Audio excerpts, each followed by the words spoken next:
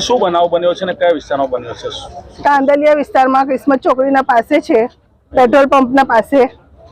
અમે આયા, અમને ઘરે એવું ફોન આવ્યું કે એને અટેક આવ્યું છે. અમે આવીને જોયું તો એ લોકો હાથ પગ સીધા કરતા હતા. અમે હટાવીને જોયું એની તો એ ગરદન પર બહુ બધા નિશાન હતા એના. અચ્છા, એ ભાઈનું શું કેવું છે? એમના એ ભાઈ એવું કહે છે કે ઘરમાં શું થયું, મેં 4 વાગે ચા નાસ્તો કરીને ગયો અને એને આવીને જોયું કે તો એને ખેંચ આવી કે શું આવ્યું, તો હોસ્પિટલ લઈને એને ગયા એ લોકો ને હોસ્પિટલ થી પાછા આવ્યા તો કે ડેથ થઈ ગઈ છે. પોલીસનું કહેવું એવું છે કે એ બેનને કઈ 2 થી 3 વાર એટેક આવ્યો છે. ના, અટેક નું કશું પ્રોબ્લેમ નતો, એનું ખેંચની પ્રોબ્લેમ હતી પણ એ અમને કન્ફર્મ નથી કે એટલું ખેંચની પ્રોબ્લેમ હતું એને. અચ્છા, કેટલા વર્ષોથી ત્યાં રહે છે બેન?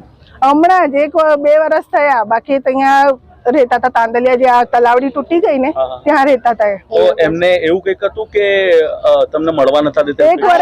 1 વર્ષથી એને કન્ટિન્યુ કોઈ કઝિન સાથે કોઈ સાથે મળવા નહીં દીધું એમને, કોઈ લગ્નમાં નહીં, કોઈ મોત મૈયતમાં નહીં, કોઈ દિવસ એને 1 વર્ષથી આવવા નહીં દીધી. તમારી સિસ્ટરના સન છે, 3 સન છે? હા, 3 સન છે. પૂછું કઈક કે એમનાથી વાત જ નહીં થઈ અમારી. એ છોકરાઓ અંદર છે, એ પોલીસ કેસમાં બધું એ પૂછતાછ ચાલુ છે લોકોની. એમના પતિનું નામ શું છે? મંસૂરી જાવેદ.